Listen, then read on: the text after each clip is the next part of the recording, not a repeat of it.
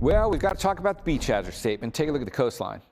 Totally outlined. That narrow ribbon of blue shows you the beach hazard statement, which goes clear down past Monterey.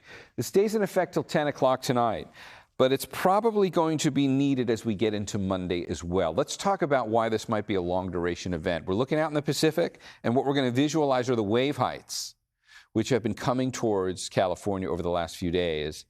That next band out there is going to get here on Monday. And if we look up at the monitor there, what you see is not just wave heights, which is what we were looking at here, which is always top of mind concern if you think about risks at the ocean. But one of the underlying concerns, which maybe isn't as apparent, is the wave period. In other words, how far apart are the swells spaced? The longer they're spaced apart, the brighter into that shade of fuchsia, and the greater the risk for sneaker waves. The farther the spacing is in the swells, that it allows for the conditions that can create some of the sneaker waves, which can rush up really seemingly out of nowhere, like 3 times farther up the beach than anything you've been seeing so far. And then that's how people get pulled out. So just be real careful at the beach through Sunday and probably into Monday as well now. I will wait for the National Weather Service to message that on their timetable, but it does look likely that they're probably going to have to do that. All right, let's take a look at daytime highs for today, because we were talking about how we're going to clear out of the clouds a little bit earlier today than we did on Friday.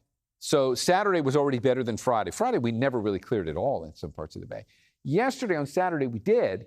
And on Sunday, we're going to do that again. So you can see what the numbers look like from Monterey and Salinas clear up here to the North Bay. And I think it just takes a moment of optimism to take a look at the North Bay numbers. You did get into the low 50s yesterday. I think we might be able to get you into the mid 50s today.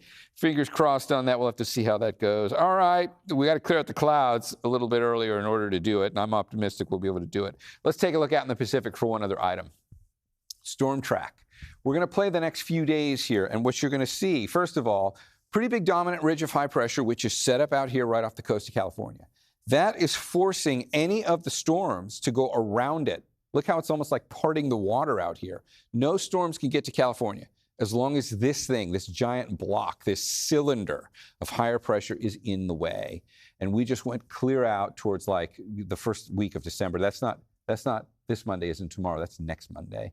And that's how long we played on the Futurecast here without really any hopeful sign of the storm track being able to find us again. It's going to be quiet around here. 7-day forecast is going to show you that. So what you see on here is no rain. That we just covered. But there's another subtlety on here, which is a subtle warm-up for next week.